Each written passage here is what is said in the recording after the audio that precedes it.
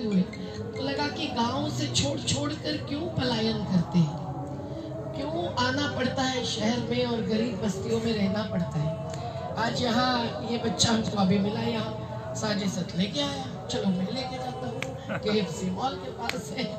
तो बच्चे यहाँ आ रहे हैं और लंगर सेवा तो अद्भुत है कि जब कभी भी मैंने देखा नहीं कि दिल्ली के बस्तियों के बहनें थोड़ा सा अंधेरा होने के बाद बच्चे को लेकर खड़ी होती है अपना लंगर लेने के लिए, तो कभी भी देने वाले के मुंह पर ऐसा सवाल नहीं आता कि क्या ये आंदोलनकारी है या नहीं है, भूखी है कि नहीं देखा जाता है। ये बात तो यहाँ के हमारे साथी बहुत बार आ चुके हैं, जो वो सभी जा कर कहते हैं कि हमने ये अद्भुत चित्र देखा है और ये एकता और ये समता ही हमारे संविधान का मूल्य है और हमारे जीवन का भी मूल्य होना चाहिए। इसके बदले हम आगे सही मंजिल तक नहीं बढ़ सकते हैं। तो साथियों की बस्तियों में काम करते करते फिर ऐसा लगा, तो फिर मैं बहुत ही अंदरूनी गांव में गुजरात के काम करने लगी, डांग जिले से लेकर साबरकांठा बनासकांठा में। और वहाँ जो लोग थे प्रमुख उस संस्था में जिसमें मैं जुड़ गई, वो नवनिर्माण मूवमेंट के लोग थे। जब आपको पता है कि चिमन भाई को हटाया था और फिर जेपी की जयप्रकाश जी की मूवमेंट चली थी, तो वो पूरा ग्रुप ऐसा था। रजनी कोठारी जी थे, दिल्ली के बहुत सारे समाज शास्त्रज्ञ उसमें जुड़े थे, धीरू भाई शेठ थे, वो भी चले गए, रजनी कोठारी भी चले गए, और गुजरात के अच्युत याग्निक और अन्य लोग थे। और वो पूरे उनको काम तो करना था, पर वो तो बेचारे बहुत बुजुर्ग थे। तो फिर जैसे मैं गई तो साथ ले लिया और बहुत बड़ा आंदोलन वहाँ पहले हो चुका था कि नदियाँ जब डूबी जाती है और डूब लाती है तो उसमें दलित, बुनकर, बंजारा समाज उनको नुकसान हुआ था। और उनकी जमीनें जब गर्मी के बरसात के बाद खुलती है तब उस जमीन पर हक किसका, ये बड़ा सवाल था जिले के कि जिन्होंने वो आंदोलन खड़ा किया और वहां के सभी जो विस्थापित सही जरूरतमंद थे उनकी कोऑपरेटिव सोसाइटीज बनाकर उन्होंने उस पर कब्जा किया। सरकार का तो था GR, गवर्नमेंट रेजोल्यूशन नीति थी, लेकिन बड़े बड़े पटेल लोग ही आकर उसका कब्जा करते थे, जिनको तो मुआवजा बड़ा बड़ा मिल चुका था, बड़े किसान थे। तो ये छोटे किसान, मजदूर, आदिवासी, दलित, इन सब को वो जमीन का हक दिलवाने वाली वो कोऑपरेटिव सोसाइटीज बनाई थी। और उनको कैंसर हो गया तो मैं उनके हॉस्पिटल में रात गुजर रही थी, क्योंकि हमारी पहचान हो गई थी अहमदाबाद में, और वो उसी रात गुजर गए। तो फिर मैंने शपथ ले ली कि चलो इनका काम हम आगे बढ़ाएंगे। तो फिर उस काम को लेकर बहुत गुजरात में हुआ। जब गुजरात में दंगे हुए, उस समय के पहले दंगे दलितों के साथ के, तो उसमें भी हम जुड़ गए। तो दलितों के सभी संगठनों ने हम लोगों को बाद में नर्मदा आंदोलन में भी बहुत बड़ा सहयोग दिया। लेकिन ये जो होता है कि पहाड़ी पट्टी आदिवासियों की, जहाँ से पूरा पानी आता है और वो उससे नदियाँ बहती है, पर ये नदियों पर हक किसका, ये सवाल होता है। और वो जो गुजरात के जिले हैं, वो सभी जिलों के आदिवासी चल चल के पैदल, क्योंकि उतना भी पैसा नहीं होता था, आकर अहमदाबाद में पेड़ के पीछे, पेड़ के नीचे रहते थे, और नहीं मिला 15-20 दिन का तो पैदल चल के पंचमहाल जिले तक जाते थे। ये चित्र इतना दुखद था कि वो आंदोलन हमको आगे बढ़ाना ही पड़ा। अभी भी हमारी संविधान सम्मान यात्रा गुजरात से गुजरी और मैं जाती रहती हूँ, तो वो याद करते हैं उस समय का संघर्ष। साथियों, उस संघर्ष के ही दौरान नर्मदा की हकीकत सामने आई, क्योंकि एक चीफ फाइनेंशियल एडवाइजर थे गुजरात के, जो आज भी अहमदाबाद में है पर बहुत बुजुर्ग हो चुके हैं। उन्होंने उसमें नर्मदा की कहानी बताई, और कहानी ये थी कि विश्व बैंक के साथ उस समय के मुख्यमंत्री और सबकी चर्चा चल रही थी, लेकिन उन्होंने कहा कि ये जो लोग वहाँ बात रख रहे हैं ना, वो सही बात नहीं रख रहे हैं, ये तो बस विश्व बैंक का पैसा चाहते हैं और इसीलिए वो वहां जा जाकर जो बोल रहे हैं उसके सामने सच्चाई लाना जरूरी है। अगर आप लोग धरातल की सच्चाई लाएंगे तो विश्व बैंक को प्रभावित कर सकेंगे। तो एक वकील मोहरमा थी और उन्होंने सोचा कि अपन कोर्ट में जाएंगे इस मुद्दे पर। तो मुझे बोला कि चलो आप साथ में। तो 2.5 दिन हम चलते चलते पहाड़ से उतरते उतरते पूरा देखा।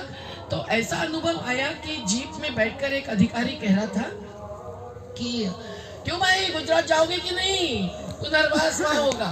तो आदिवासी बोलते थे नहीं नहीं, वहाँ के आदिवासी हमको ऊपर से पानी डालते हैं, हम नहीं जा सकते हैं।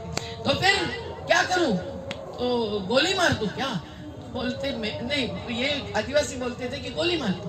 तो बोले मेरे पास बंदूक नहीं है, बम हो सकता है। ऐसे हंसते मजाक चलती थी। तो ये सब देखकर हमको इतना गुस्सा आया और इतना दुख हुआ। ये ऐसा क्यों होता है? आपको बताऊं कि हर नदी पर जो विवाद चलते हैं, सतलज पर भी, अभी मैं सतलज के किनारे जाके आई, जी भी चंडीगढ़ में मिली थी, फिर हम लुधियाना में गए। तो ये नदी पर जो विवाद चलते हैं वो पहले तो राज्य और राज्य के बीच में चलते हैं, लेकिन बाद में सत्ता में बैठे हुए लोग और जनता, इनके बीच का विवाद उभर आता है। तो वो हकीकत ऐसी है कि अपने यहाँ कानून बना है, वो ट्रिब्यूनल बैठते हैं, लेकिन ट्रिब्यूनल केवल सरकारों के ही नुमाइंदों को सुनते हैं, वो किसी भी विस्थापित को नहीं सुनते या किसी लाभार्थी को भी नहीं सुनते, क्योंकि दोनों बाजू के लोग प्रभावित होते हैं बड़े बड़े बांधों से। मैं अभी बहुत डिटेल में न जाते हुए इतना ही कहूंगी कि ऐसी जो ट्रिब्यूनल की प्रक्रिया 10 साल नर्मदा में चली थी, तो जो न्यायाधीश और कमेटी बैठी थी, जो ट्रिब्यूनल बैठा था, उन्होंने 3 मंदिरों की विजिट की थी, लेकिन सॉरी दीप हट जा बिरे, बात कर रहे हो, बंद होगा तो ये चलेगा। तो ये जो ट्रिब्यूनल ने 3 मंदिरों को भेंट दी, लेकिन एक घर में नहीं गए, एक आदिवासी के या किसान के घर में नहीं गए। तो हम लोगों ने इस पर पहला सवाल खड़ा किया और फिर विश्व बैंक के दल आने लगे। तो हमारा पहला गांव महाराज अंदर के फलिये में मीटिंग कर रही, हम दौड़ के नदी पार करके उनके पास आए और देखा, मैं चुपचाप पीछे खड़ी रही तो अधिकारी गलत ट्रांसलेशन कर रहे थे, जो लोग बोल रहे थे उसका अंग्रेजी गलत कर। फिर मैं सामने आई तो वो एकदम चौंक गए और फिर मैंने विश्व बैंक के लोगों को सुनाया कि ये गलत बोल रहे हैं, ये आदिवासी क्या बोल रहा है ये मैं आपको समझाती हूँ। और वो बोल रहे थे कि हम उजड़ेंगे नहीं, हमको पूछा नहीं किसी ने कि बांध बनाना है कि नहीं, हमारी ये माँ नर्मदा है, हम क्यों उजड़ेंगे और कहाँ जाएंगे, हमारा जंगल है, जमीन है, एक एक गांव की 1000 हेक्टर जमीन है आज भी।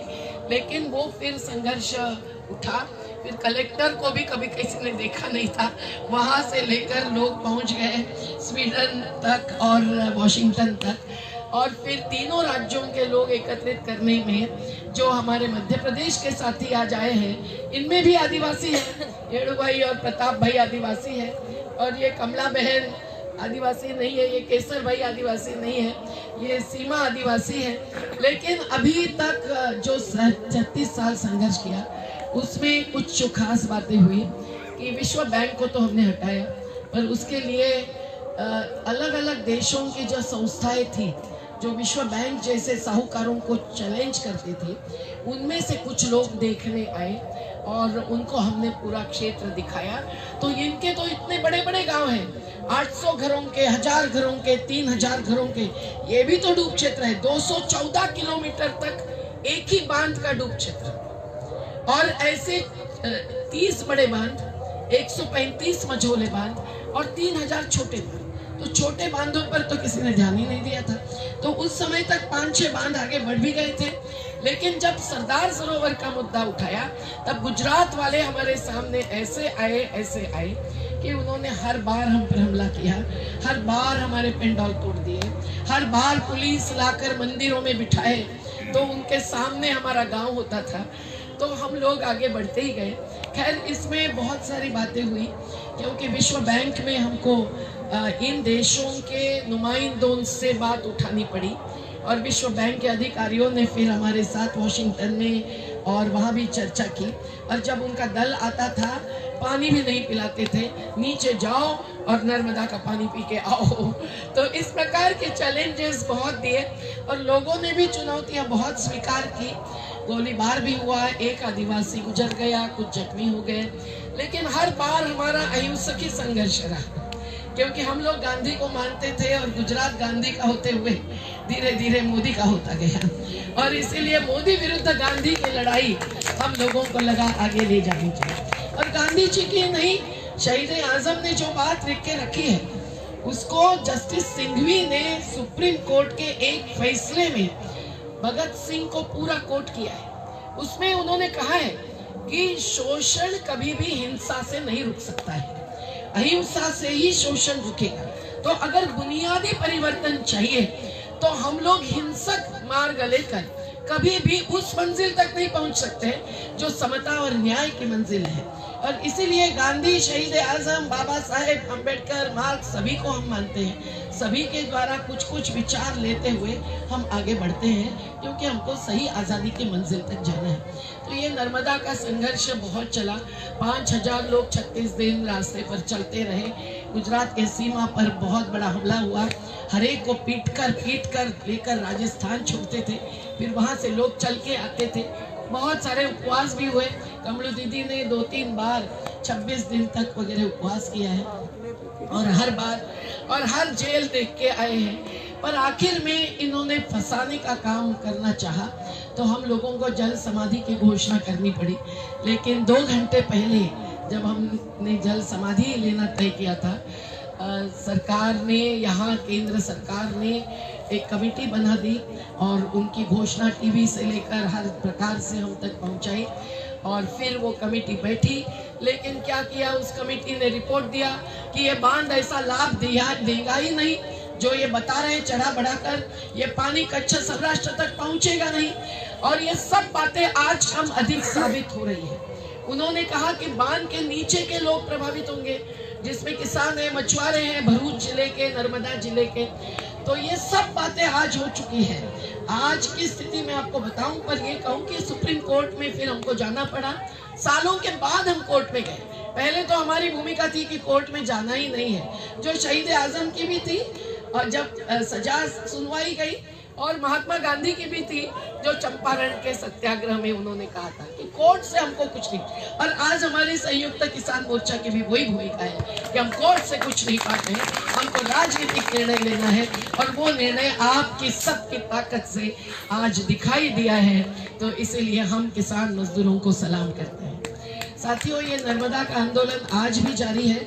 50,000 परिवारों को 80% नहीं, 90% से भी ज्यादा पुनर्वास तो मिल गया, क्योंकि पुनर्वास में फिर सरकार एक जोड़ती गई। तो 20,000 परिवारों को 5-5 एकड़ जमीन का हक मिल गया। भले उसकी 2 एकड़ जमीन डूबी हो तो भी कम से कम 5 एकड़, और पिता के बेटे को भी 5 एकड़।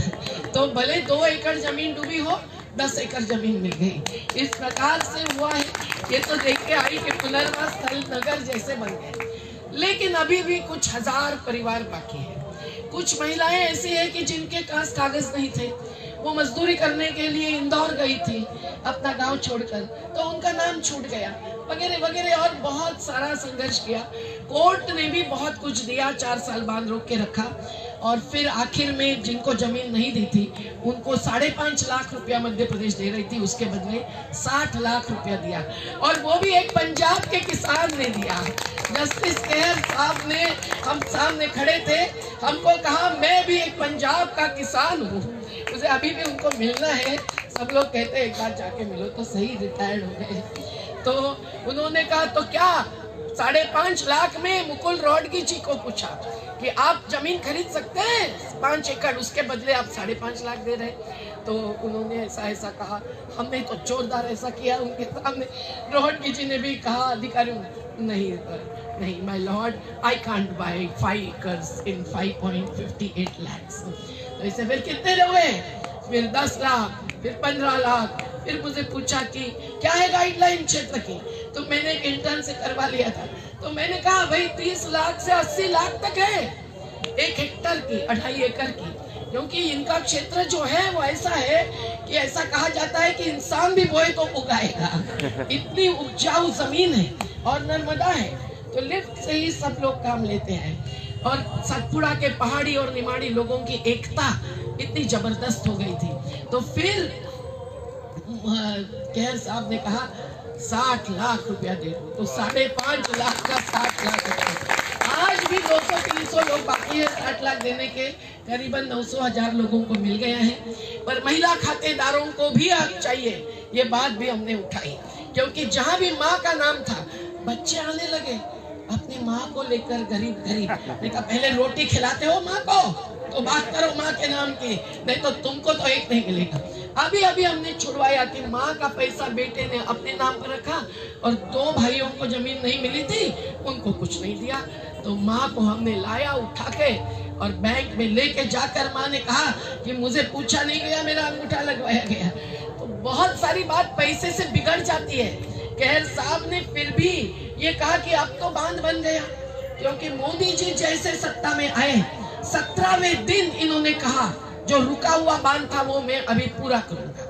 हमारा 21 दिन का उपवास हुआ था यहाँ दिल्ली में, तब एम्स में हमको गिरफ्तार रखते हुए मोदी जी ने 51 घंटों का उपवास किया हमारे सामने।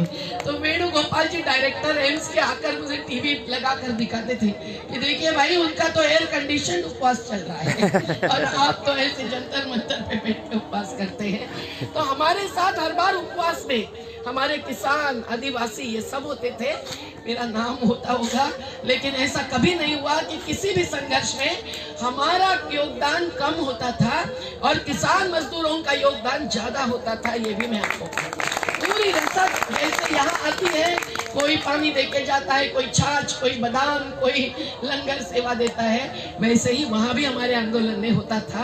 तो हमने घेर कर रखा था गुजरात और मध्य प्रदेश की सीमा, और वहाँ हमने एक नारा दिया कि शासन वालों सुन लो आज, हमारे गांव में हमारा राज। और फिर हम लौटे और हमने एक प्रकार से असहकार आंदोलन शुरू किया।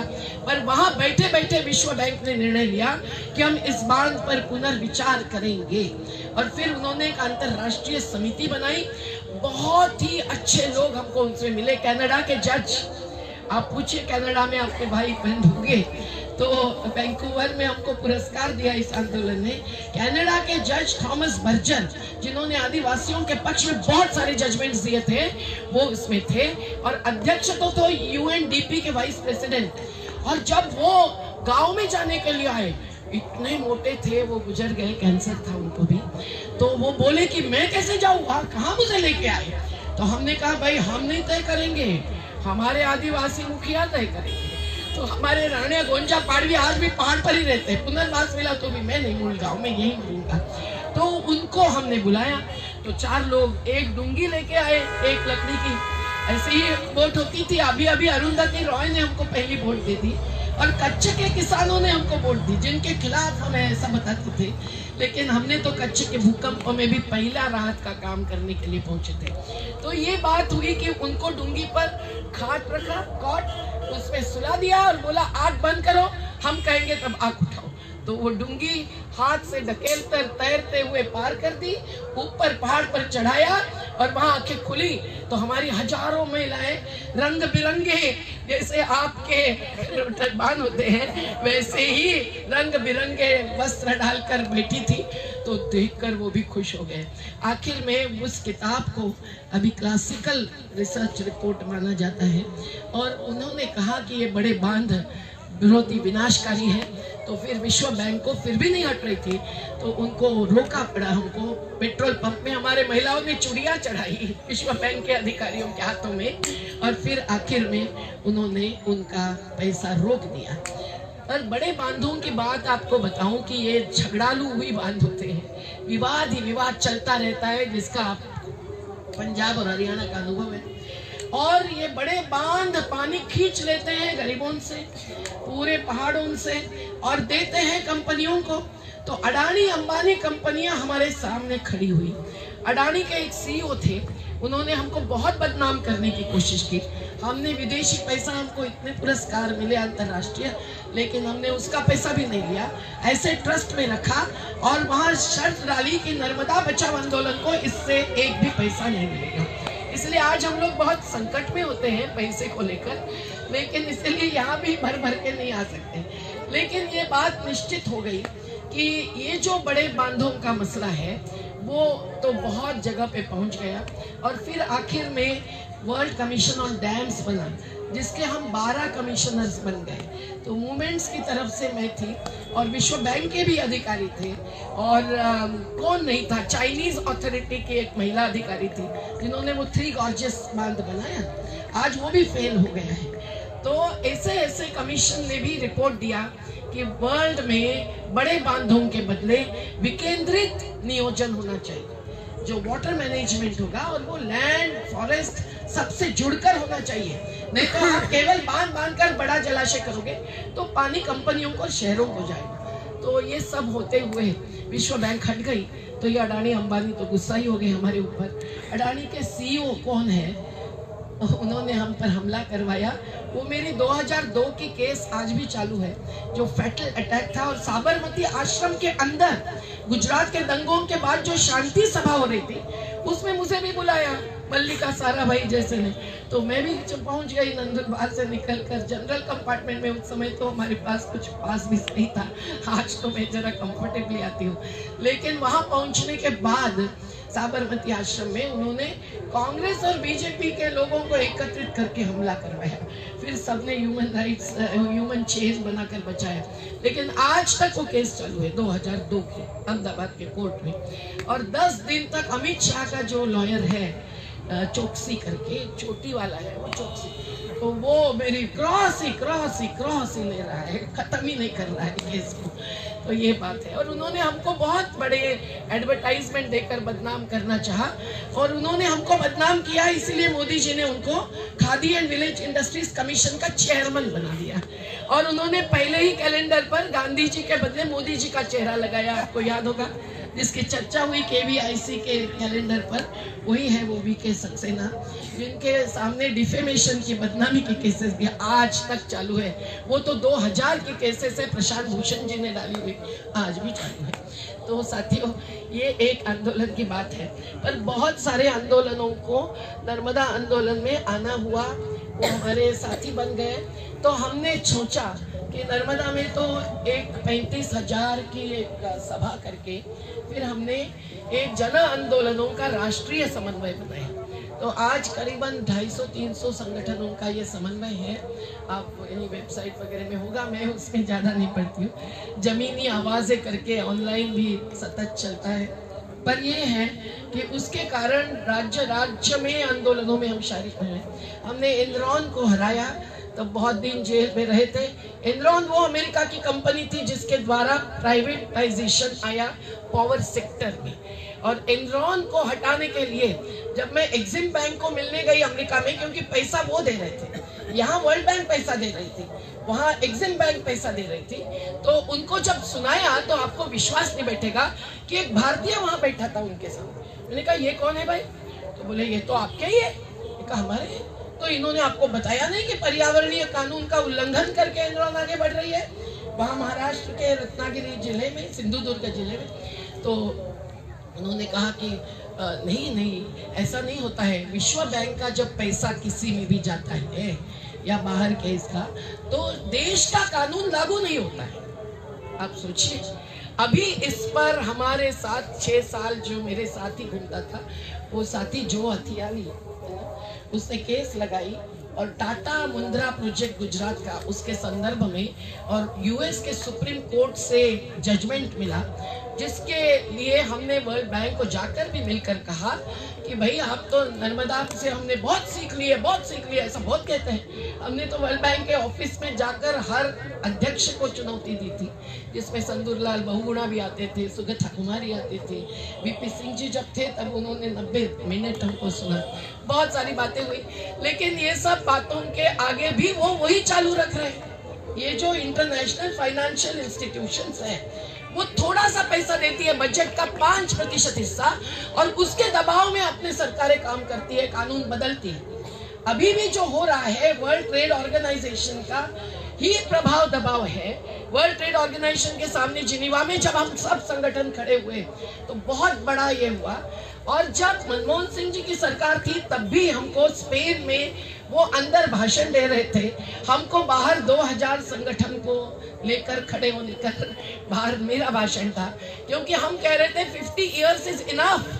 वर्ल्ड बैंक को कह रहे थे कि अभी बहुत हो गया, आप सेकेंड वर्ल्ड वॉर के बाद शुरू हो गया आपका कारोबार, आप अभी साहूकारी काम करके क्या कर रहे हैं, हमारे देश को बर्बाद करने वाले विकास की दिशा आप ले रहे हैं। तो इस पर बहुत सारा ऐसा बढ़ता गया संगठन। दूसरी बात आपको कहूँ कि शहरी गरीबों की जो बात होती है, जो भी बहुत बड़ी चुनौती है। खैर बड़े बांधों में तो अमेरिका ने अभी 1000 बांध तोड़ दिए हैं और नदियां खुली कर दी है, और अमेरिका की पहली सोच इकोनॉमिक्स के आधार पर, ऐसा नहीं कि कोई वो क्या नहीं वो जो मछली सालमन जा रहा है, स्पीशीज खत्म हो रही है, इसके लिए हम बांध नहीं चाहते हैं, ऐसा नहीं। उन्होंने पूरा इकोनॉमिक्स का अभ्यास करके, डैनियल बियर्ड नाम के जो विभाग के प्रमुख थे, इनके साथ वर्ल्ड कमिश्नर के नाते मेरी काफ़ी चर्चा हुई, तो उन्होंने 94 से बड़े बांधों को रोक दिया, और उनका कहना अभी भी यही है कि बड़ी नदियों पर बड़े बांध नहीं बनना चाहिए, वो केवल विवाद का मुद्दा होते हैं, और वो पानी कंपनियां और शहरों तक ही ज़्यादा ले जाते हैं। कुछ जगह किसानों का लाभ होता है, नहीं होता ऐसा नहीं, पर total economic cost benefit analysis अगर करें तो अमेरिका का रास्ता सही है। ये हमारा जो रिपोर्ट है वर्ल्ड कमिश्नर डैम्स का, उसमें आपको देखे मिलेगा। उसमें नेल्सन मंडेला के जो साथी थे कादर असमाल, वो हमारे चेयरमैन थे, और उसमें कंपनियों के भी नुमाइंदे थे जिन्होंने बड़े बड़े बांध, तरबेला, मंगला पाकिस्तान में बांधे हैं, 3 गॉर्जेस बांधा है, वो भी हमारे इसमें थे। लेकिन वो सभी ने हम 4 महिलाएं थी, नारी के सहभाग बिना हर बदला अधूरा है वाली, और हम लोगों ने एक एक को समझाया।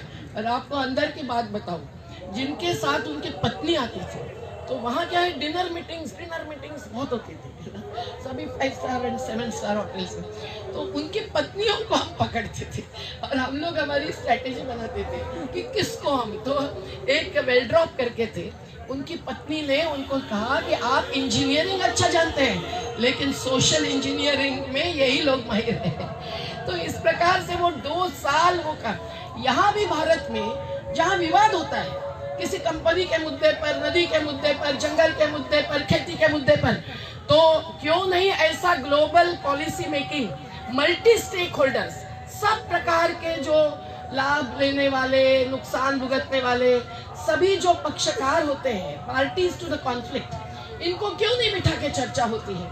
वो वहाँ हुई और इतनी सुंदर, और वैंकूवर की बात ही कर रही थी, वैंकूवर में पुरस्कार लेने के लिए बुलाया था और रिपोर्ट फाइनल हो रहा था, तो मुझे तो एक डिसेंट नोट लगानी थी, क्योंकि इन्होंने ग्लोबलाइजेशन, प्राइवेटाइजेशन का विरोध नहीं किया उस रिपोर्ट में। तो फिर वो कादर असमाल, नहीं नहीं नहीं ऐसा नहीं, यूनानिमस रिपोर्ट आना चाहिए, मैंने कहा नहीं, मैं साइन नहीं करूँगी। फिर आखिर उन्होंने मंजूर किया। तो ये बात है कि ऐसे जो प्रक्रिया होनी चाहिए जब कॉन्फ्लिक्ट होता है, जो मोदी जी कभी भी नहीं कर सकते हैं, और इसीलिए ऐसे लोग जो संवाद नहीं करते उनको तो झुकाने के सिवाय दूसरा रास्ता नहीं होता है। तो आंदोलन ही एक रास्ता है। हमने मुंबई में बहुत गरीबों का आंदोलन किया, अभी कल तो बड़ी महापंचायत है, इसलिए मुझे आज 5 बजे की ट्रेन पकड़नी है।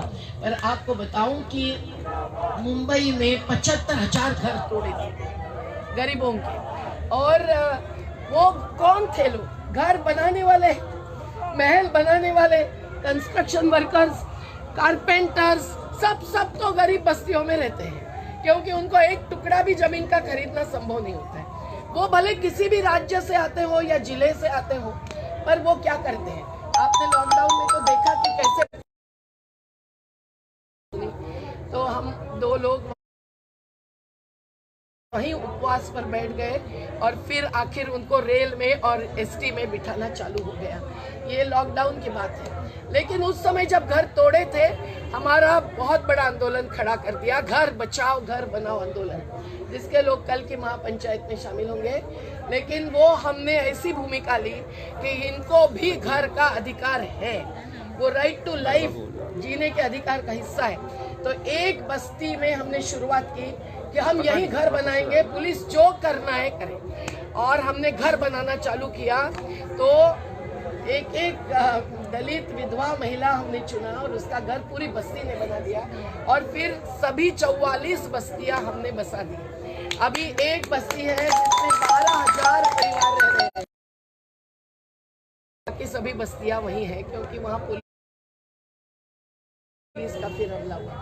तो ये ऐसे अलग अलग आंदोलनों से, अभी अपने किसान मजदूर आंदोलनों से क्या अपेक्षा है उसकी 5 मिनट बात करूं। आप सब लोग जानते हैं कि संयुक्त किसान मोर्चा की जो नेतृत्व की समिति है वो पंजाब की है और हरियाणा की भी अपनी समिति है। और अभी जो अंतरराज्य समिति है वो अभी 12 बजे चर्चा करने वाली है कि आगे की दिशा क्या है। तो उसके बाद मैं करूं ये सही नहीं है। मैं केवल हमारी सूचनाएं सुझाव रख रही हूं जो चंडीगढ़ में भी रखे थे कि ये आंदोलन ने एक बहुत बड़ा काम किया है, बहुत बड़ा। एक वैकल्पिक राजनीति की ताकत क्या होती है वो दिखा दिया है। हम लोगों को पहले से ही ये लगता रहा है कि ये जो दलीय राजनीति है, ये जो चुनावी राजनीति है, वो अभी मूल्यहीनता की तरफ बढ़ रही है। वो लैपटॉप बांटते हैं, नहीं मंगलसूत्र बांटते हैं, नहीं पैसा नहीं शराब, तो अभी पीछे ही पड़ गए हैं। तो ये सब जो बातें हैं, तो इनको कोई परवाह नहीं है कि जनता की नुमाइंदगी करें, पीपल्स रिप्रेजेंटेशन करके हम अगला चुनाव जीते, ये उनकी ख्वाहिश नहीं है। वो तो अडानी अंबानी के पैसे से जीतते हैं। तो ऐसी स्थिति में हम लोग कायम कहते रहे कि जन आंदोलनों की जो राजनीति है, ये भी राजनीति है। राजनीति का, पॉलिटिक्स का जो ब्रॉडर मीनिंग है वो यही है कि भाई सत्ता और जनता के बीच का जो संबंध है वो ठीक करना, उसको पॉलिटिकल प्रोसेस मानते हैं। और समाज के अंदर जो अलग अलग समुदाय हैं उनके बीच के संबंध अभी ठीक करना, ताकि जाति पाति धर्म और लिंग या वर्ग भेद के पार हम उठ के आए। तो ये पॉलिटिक्स जन आंदोलनों का पॉलिटिक्स होता है, होना चाहिए, ये हम लोग पहले से ही कहते आए और ये इस आंदोलन ने साबित किया है। नर्मदा आंदोलन ने भी काफी साबित किया है। अभी बांध तो बन गए हैं, मैं आगे की बात आपको बताएंगे, पर लाभ नहीं के बराबर हुए हैं। महाराष्ट्र भी अभी लड़ रहा है गुजरात से, और मध्य प्रदेश बीजेपी की सरकार है तो भी लड़ रहा है। उनको 8,000 करोड़ रुपए चाहिए। 60,000 करोड़ रुपए का बांध कच्छ को पानी भी नहीं दे रहा है, वहाँ कैनॉल्स नहरें ही नहीं बनाई छुट्टी। तो ऐसी बातें विकास के नाम पर करने वाली जो राजनीति होती है वो केवल वोट बैंक देखती है। अभी मोदी जी की घोषणा क्या देखकर हुई है? क्या शहीदों को देखकर, किसानों का दर्द समझ कर? नहीं, वो भी तो उत्तर प्रदेश, उत्तराखंड और खास पंजाब के वोट बैंक से डर रहे हैं। उनको इसीलिए गुरुपुरब का ही मुहूर्त मिल गया, नहीं तो मोदी जी हर निर्णय 17 तारीख को लेते हैं, 17 वो उनका जन्मदिन की तारीख है। ये नर्मदा में हर निर्णय उन्होंने 17वें दिन लिया, 17 मीटर बढ़ाने का लिया, 17 जून को बांध पूरा कर दिया। हर चीज वो 17 को करते हैं। बहुत सारी चीजें और आपको मिलेगी। मैं इतना ही कहती हूँ कि इसीलिए इस आंदोलन की एक बुनियाद बन गई है। और जो हमने जन संसद किया, मैंने ही 4-5 साल पहले जन संसद पर एक टिप्पणी लिखी थी इस नाम को लेकर। तो हमने 3 दिन इधर दिल्ली में गांधी शांति प्रतिष्ठान ने सभी मुद्दों पर जन संसद भरी थी और सभी एक्सपर्ट्स अलग अलग विषय के आए थे और सैकड़ों लोगों के सामने किया। ये ऐसा वैकल्पिक मंच जरूरी है और वो इस आंदोलन में भी करके दिखाया। संसद के सामने संसद बाह्य राजनीति, संसद बाह्य जन आंदोलन, पर वो तय करेगा कि इस देश को किस दिशा में जाना है।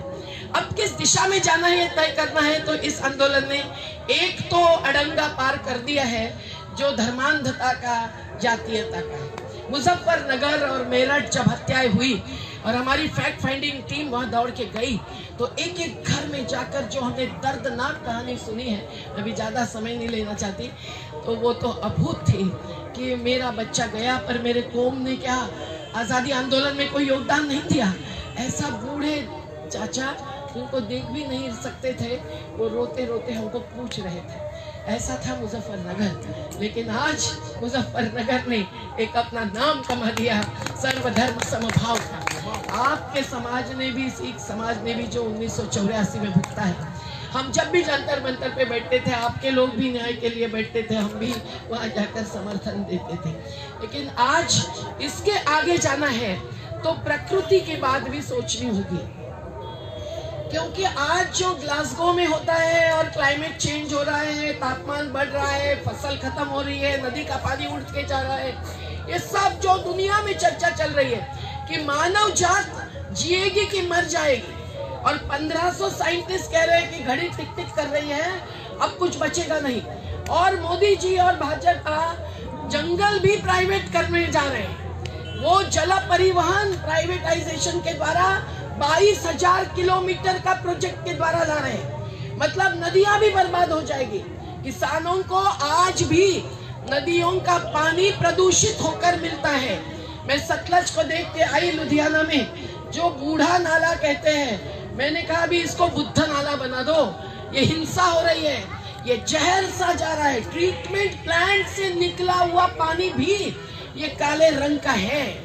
आप समझ लीजिए लुधियाना क्या पी रहा है, साउथ पंजाब क्या पी रहा है, और उसके आगे गंगानगर तक राजस्थान क्या पानी पी रहा है। वही हकीकत मध्य प्रदेश में है। अजनार नदी में इंडस्ट्रियल वेस्ट, पोल्यूटेंट्स, एफ्लुएंट्स सीधे फेंकते हैं, और जहां फेंकते हैं वहां के जमींदार, एक ढाबा वाला है, वो है बीजेपी का कोई, तो उसको 40,000 रुपए हर डंपर की देते हैं। लेकिन 40 गांव का पानी उसके कारण बोरवेल से भी आता है तो भी काले रंग का आ रहा है, और वो पानी अब नर्मदा पहुंच गया है। तो आपको क्या कहूँ, इन सभी मुद्दों पर लड़ते लड़ते आदिवासी भी लड़ रहे हैं, वहां के किसान मजदूर लड़ रहे हैं। हमको हर जगह पहुंचने के सिवाय दूसरा रास्ता क्या है? आज हम लोग अवैध रेत खनन से लड़ रहे हैं, जिससे नदियां खत्म। किसी को लगता है अरे गड्ढा बनेगा उसमें पानी भरेगा, नहीं। आप 27 फरवरी 2012 की सुप्रीम कोर्ट का जजमेंट पढ़िए। मैंने खुद केस लड़ी, एक भ्रष्टाचार की बड़ी और ये भी बड़ी और कैनॉल की भी, और इसमें हम लोगों को स्टे मिल गया। लेकिन आज भी नहीं रुक रहे हैं, क्योंकि पूरे राजनीतिक आशीर्वाद से रेत खनन चल रहा है। तो ऐसे बहुत सारे मुद्दे हैं। मुझे लगता है संयुक्त किसान मोर्चा ने अब खेती प्रणाली पर भी सोचना चाहिए और जीवन प्रणाली पर भी सोचना चाहिए। ये बहुत बड़ा निर्माण की दिशा में सभी युवकों को बहुत बड़ा काम है। हम इको सिख को मिले लुधियाना में, मैंने उनको, उनका अभी मेरे किताब है पास में, मैंने सबको दिखाया है। नर्मदा घाटी में हम उनको बुला रहे हैं। 13,385 हेक्टर एक एक बांध में, दूसरे बांध में 40,000 हेक्टर जो जंगल डूबा है, उसके बदले जंगल खड़ा करने का ट्रेनिंग अगर युवा करते हैं और खुद करके दिखाते हैं, बहुत बड़ी बात है। वैसे ही जैविक खेती की बात भी बहुत महत्व की है। अब पंजाब के किसानों को मैं कहूँ तो हंस पड़ेंगे शायद, लेकिन ये बहुत जरूरी बात है। नहीं तो फिर ये जो खेती ही बर्बाद करने वाले कॉर्पोरेट्स एक बाजू है, वही कॉर्पोरेट्स सीड, फर्टिलाइजर्स और पेस्टिसाइड्स तीनों में व्यापार कर रहे हैं, और उसके कारण भी खेती बर्बाद हो रही है। अभी महाराष्ट्र में जो बाढ़ आई है, एक बाजू गन्ने की खेती ने जमीन बर्बाद कर दिया, तो पानी सोख ही नहीं सकता है, पानी नीचे नहीं उतर रहा है, और बाढ़ ज्यादा बढ़ रही है क्लाइमेट चेंज से। कभी एकदम अचानक बाढ़ आती है, 2 दिन में 2 साल की बाढ़ आ जाती है, तो वो पूरा पानी नदी में आता है, बाढ़ आती है, शहर के शहर डूब रहे हैं। तो नदियों का क्या हो रहा है, ये केवल ग्रामीण क्षेत्र की बात नहीं है, सबकी बात है। और नदियों में जब हमारे द्रव्य, दवाइयाँ बह जाती है, हमारे ये बह जाते हैं पेस्टिसाइड्स और फर्टिलाइजर्स, तब क्या होता है, नदी प्रदूषित होती है। अपने को समझ में नहीं आता कि इतनी बीमारियां क्यों बढ़ रही है, कैंसर क्यों बढ़ रहा है। वहाँ ग्यासपुर में भी कैंसर का पूरा भरपूर चित्र है। और आपको पता है बठिंडा बाजू की कैंसर ट्रेन चलती है। जब मैं मानसा गई थी तो रास्ते में वो कैंसर ट्रेन की बात पूरी सुनकर ही गई थी। तो साथियों, युवा साथियों को भी बहुत काम करना है। एक तो अन्याय दूर करने का काम, ये राशन व्यवस्था भी, अभी कानून खत्म होंगे तो अडानी अंबानी के गोडाउन्स नहीं भरेंगे, पर उन्होंने साइलोस बना के रखे हैं। और पंजाब में लुधियाना के पास महिलाएं बैठी हैं, है ना, सुरिंदर कौर और ये उनके साथ, तो वहाँ मैं पहुँच नहीं पाई, पर दूसरी जगह देखा है कि ये मॉल्स में कमाई कर रहे हैं, ये साइलोज में अनाज भरना चाहते हैं। तो ये आज भी आगे कॉरपोरेटाइजेशन की खिलाफत करना जरूरी है, लेकिन हमारे भी इर्द गिर्द में कॉरपोरेट्स की पूरी वस्तुएं हैं। तो ये भी नहीं बदलता है तब तक नैतिक अधिकार हमको मिलना मुश्किल है। तो उस दिशा में भी जाना चाहिए। आज से आगे एमएसपी के लिए लड़ाई ये भी बहुत महत्व की है। हमारे किसानों ने 5 फसलों का दाम तय किया। मैं तो आज की कमेटी में कहने वाली हूँ कि हर फसल का दाम क्या होना चाहिए ये हमने घोषित कर देना चाहिए। तो ये चुनाव में भी जो हस्तक्षेप करना है, चुनाव के रण मैदान में न उतरते हुए हस्तक्षेप करना चाहिए, या हमारे जैसे की सोच है। आज की कमेटी में उसकी जरूर बहस होगी ऐसा मुझे लग रहा है, लेकिन हम लोगों को ये जाहिर करके कहना चाहिए कि जो ये मंजूर करेगा और अपने पार्टी के लेटर हेड पर उम्मीदवारों के हस्ताक्षर के साथ उसको ही वोट देंगे, दूसरों को नहीं। तो मेरे ख्याल से हमको एक ठोस एमएसपी का मुद्दा देना चाहिए। और हमारा जो अखिल भारतीय किसान संघर्ष समन्वय 2017 में बना, पहला जब मंदसौर में मध्य प्रदेश में हत्या हुई 6 किसानों की, तो उसकी तरफ से हमने बिल डाला हुआ है एमएसपी का 2018 में, और संपूर्ण ऋण मुक्ति, फ्रीडम फ्रॉम डेट, वो भी बिल डाला है। तो ये दोनों बिल्स पर भी इस संसद सत्र में चर्चा होनी चाहिए, ये भी हमारा आग्रह है। अब कमेटी क्या तय करेगी वो देखना है, पर संसद पर भी कभी जाना ही होगा। पर हर राज्य में घूमना चाहिए, हर राज्य में मार्च निकलना चाहिए, हर राज्य में यात्राएं निकलनी चाहिए। एक ही जगह बैठकर नहीं चलेगा। मैं कहती हूँ पंजाब के आप साजिश सत्र के द्वारा अगर एक 5-10 पंजाब के आपको टर्बन के साथ ही आना पड़ेगा। अगर आप आते हैं हमारे क्षेत्रों में तो बहुत बड़ी प्रेरणा मिलेगी, क्योंकि वो शहीदों की भी है। और जो आज आंदोलनकारी यहाँ डेरा डाल के बैठे हुए, उनका बहुत सम्मान देश में बढ़ा है। आपके आंदोलन से अपने से संविधान का सम्मान भी बढ़ गया है, महिलाओं का सम्मान भी बढ़ गया है। इसीलिए टिकरी बॉर्डर पर वो हत्या की गई। पर कल की खबर मैंने ली, क्योंकि वहाँ मुझे बुला रहे थे, पर मैं गाजीपुर गई, कि उग्रा जी की जो बहादुरगढ़ में है, बहुत बड़ी संख्या में महिलाएं पहुंची थी। तो ये ताकत महिला की भी है और किसान मजदूर की भी है। अभी हमारी ट्रेड यूनियन जो चल रही है, मैं ज़्यादा समय नहीं लेती हूँ, बिरला ने जब वो हार गए, उन्होंने फर्जी सेल किया था, तो कुमार मंगलम बिरला के बड़े बड़े पदाधिकारी आकर रेडिसन होटल में बैठे हमारे साथ, क्योंकि इन्होंने सब यूनियंस छोड़कर हमारे साथ आंदोलन के पथ पर चलना चाहते हैं, ऐसी भूमिका ली। तो हमारी यूनियन थी पर महाराष्ट्र में थी, तो यहाँ हम लोगों ने आंदोलन शुरू किया और हमने देखा कि यूनियंस ने कभी मे डे का भी सेलिब्रेशन नहीं किया था। हमने कहा ऐसे कैसे यूनियंस चलती है भाई, कामगार दिन, मजदूर दिवस को भी आप कुछ नहीं करते। और फिर आखिर में वो हार गए, तो उन्होंने हमको कहा कि इतना वीआरएस ले लो। इन्होंने कहा नहीं, तो उन्होंने कहा ठीक है, फिर दोनों मिल्स आपको ही चलाने देते हैं 1 रुपया में।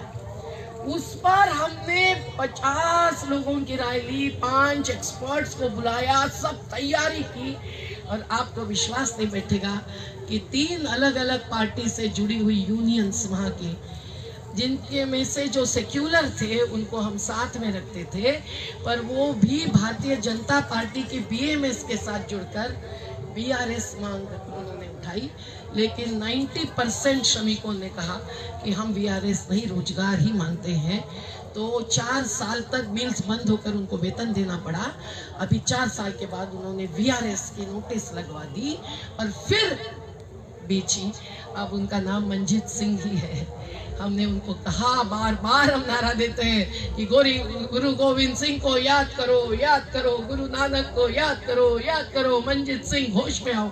वो कॉटन किंग है, उसने मिल्स चलाने नहीं है, पर वर्कर्स को बाहर रख दिया और कॉन्ट्रैक्ट लेबरर्स पर मिल्स चलाना चाहते हैं। तो ये प्रॉफिट ओवर पीपल, इसी के कारण सब जगह कॉन्ट्रैक्ट लेबरर्स की संख्या बढ़ रही है। ये भी हमको मंजूर नहीं है, इसलिए ये 4 कोड्स वापस करवाने के लिए भी हमको जोर लगाना पड़ेगा। और जो असंगठित श्रमिक माने जाते हैं, जो असंगठित नहीं है वो ज्यादा संगठित है, लेकिन उनको असंगठित कहा जाता है। मैंने पहले दिन से कहा है कि असुरक्षित कहो। और वो कानून बनाने में, जैसे हॉकर्स एक्ट बनाने में, भू संपादन का, लैंड एक्विजिशन का नया कानून बनाने में हम सब ड्राफ्टिंग में बैठते थे। और वो कानून 2008 में बना। ऑस्कर फर्नांडिस एक अच्छे श्रम मंत्री थे, लेकिन 2021 में उसका अमल शुरू हो रहा है। अभी रजिस्ट्रेशन कर रहे हैं, जबकि बिना रजिस्ट्रेशन वो वापस चले गए लॉकडाउन में, रास्ते में गुजर गए, शहीद हो गए, उनकी लिस्ट भी संसद में नहीं दे पाए। तो ये मजदूरों के साथ भी काम करना जरूरी है, और इस आंदोलन ने जमीन मालिक, किसान और मजदूरों के बीच भी जो एक समन्वय साध लिया है, उसको भी हम लोगों को आगे बढ़ाना चाहिए। अगर एमएसपी मिलेगी, हमारा दाम मिलेगा, तो मजदूरी भी बढ़ेगी। ये भी संयुक्त किसान मोर्चा ने बार बार जाहिर करना चाहिए। और वन जमीन पर अधिकार, दलितों को जहां वो चरागाह पे चराते हैं उसका अधिकार, ये बात भी करनी चाहिए। नहीं तो एक कॉर्पोरेटाइजेशन और एक स्टैटिक सोसाइटी है ना, स्टैटिस्ट सोसाइटी, यही आगे बढ़ेगी। आत्मनिर्भर किसान, मजदूर और समाज नहीं बनेगा। बस मैंने बहुत लंबी बात की। जिंदाबाद, धन्यवाद आप सब लोगों को। आपको कभी भी आना है तो हमको बताकर, नर्मदा में आपका स्वागत है। मुंबई के जिंदाबाद जिंदाबाद। जिद्दो ताड़ी सोच ते पैरा देंगे ठोक के, जिद्दो ताड़ी सोच ते पैरा देंगे ठोक के। किसान मजदूर एकता जिंदाबाद किसान मजदूर एकता जिंदाबाद। साडे हक ਇੱਥੇ ਰੱਖ, साडे हक ਇੱਥੇ ਰੱਖ, की तिक्की छट ਚੱਕ देंगे, ਧੌਣ ਤੇ ਗੋਡਾ ਰੱਖ ਦਿਆਂਗੇ। बोले सोनिहार। ਸਤਿ ਸ਼੍ਰੀ ਅਕਾਲ। बहुत बहुत धन्यवाद जी। हमारे यहाँ भी महिलाओं का योगदान बहुत बड़ा है, जो आपकी आवाज में जो ताकत है उससे भी जाहिर होता है। तो जिंदाबाद साथियों। आपको मैं एक वो हरे रंग के किताब देता हूँ। ये लुधियाना में कुछ संस्थाओं ने, संगठनों ने मिलकर एक ग्रीन मैनिफेस्टो बनाया। मेरी उपस्थिति में ये जाहिर हुआ। मैं आपको भी ये चर्चा के लिए छोड़ती हूँ, क्योंकि आने वाली पंजाब के भी चुनाव के पहले इनमें जो मुद्दे हैं उसको उजागर करना जरूरी है। थोड़े हैं, थोड़े दो रहने दो, नेताओं को देने भी है। उनको जरूरी आप है ले लीजिए, है मेरे पास मैम, उनको जरूरी है। और दो चार है, जी, उनको तो जी, देना ही है। जी, जी। पर उनके पीछे पड़ने वालों को भी जरूरी है ना। बहुत तो मैं, हमारे बीच में कुलप्रीत भाई आए हैं। इनको आपने देखा होगा यहाँ। आर्टिस्ट हैं।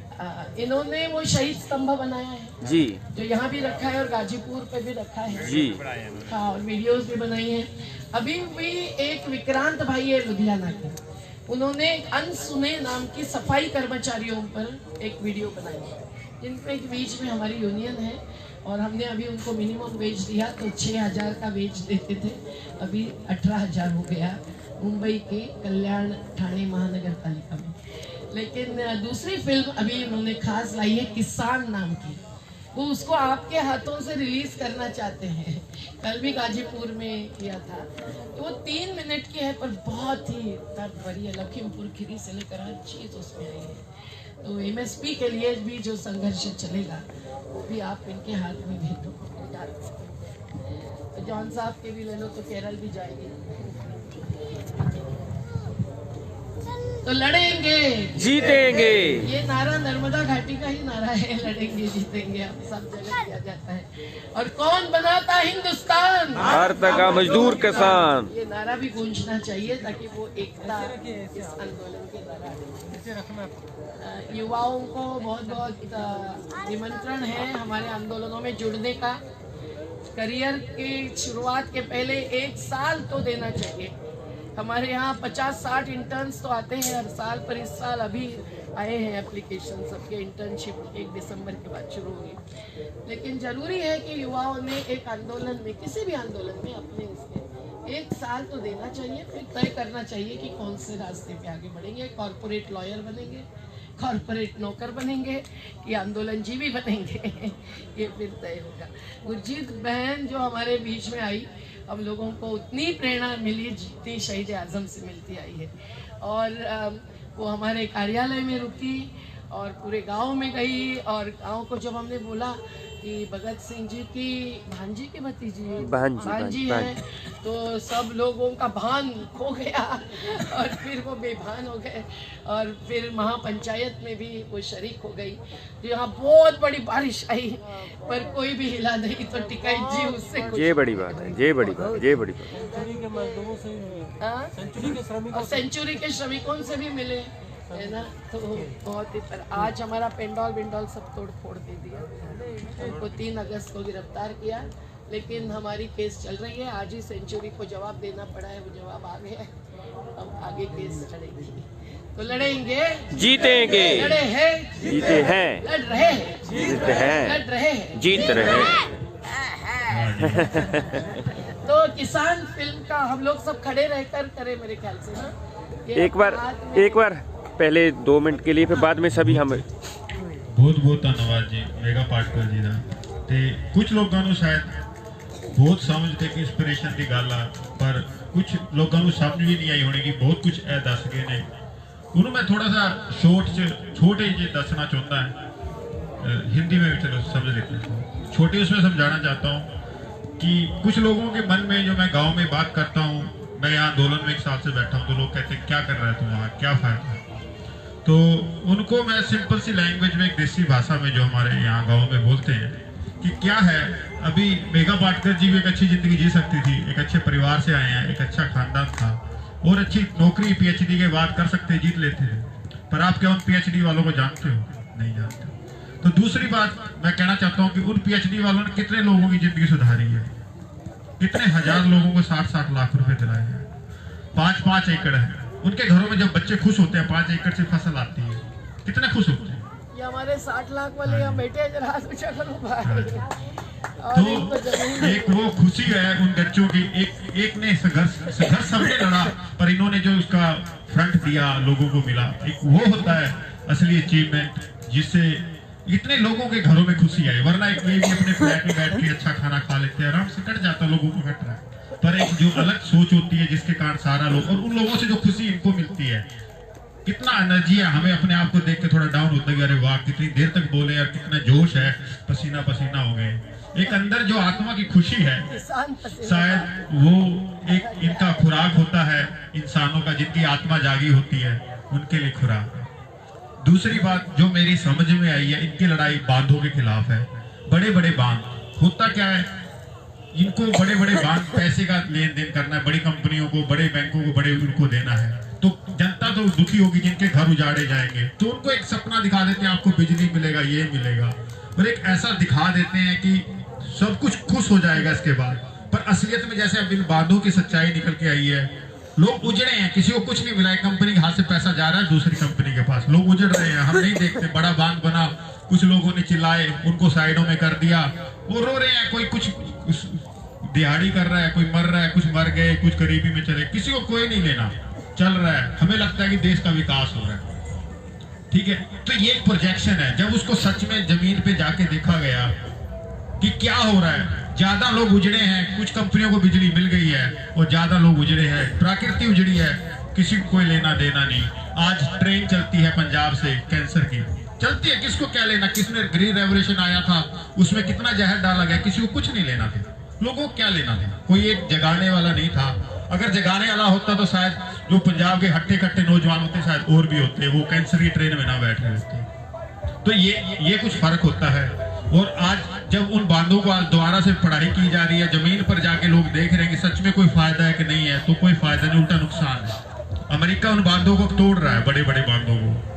कंपनियों को आप कोई काम करते हो तो पैसे के लिए करते हो, दिहाड़ी करते हो, पैसे। कंपनियां भी क्या करती हैं, पैसे के लिए काम करती हैं। वो नहीं देखती कौन उजड़ रहा है, कौन बढ़ रहा है। कंपनियों का पहला फायदा पैसा कमाना होता है। आप भी काम करते हो, दुकान खोलते हो, किसी को खाना नहीं, मेरे को पैसा कमाना है, वही कंपनियों का लालच होता है। वही लालच उनको लोगों को नहीं देखने देता। और जब आपके पास पावर होती है, सरकार होती है, तो वो लोग बिल्कुल नहीं दिखते। हम आपको भी नहीं दिखते, सबको नहीं दिखते। तो उनको अकल ठिकाने लगाने के लिए एक समझौता होना चाहिए, जो एक रिलेशन होना चाहिए, वो जगाना होता है। वो एक ज्यादा ताकतवर हो जाए कोई, तो ये बैलेंस खराब होता है, लोग उजाड़े जाते हैं, आदिवासी उजाड़े जाते हैं, सदियों से उजाड़े गए हैं, आगे उजड़ता जा रहा है। तो हमें समाज को सुधारना है, तो कुछ लोगों को जरूर उठना पड़ेगा। एक इंसान हजारों, कम से कम 1 लाख लोगों का फायदा उठा सकता है।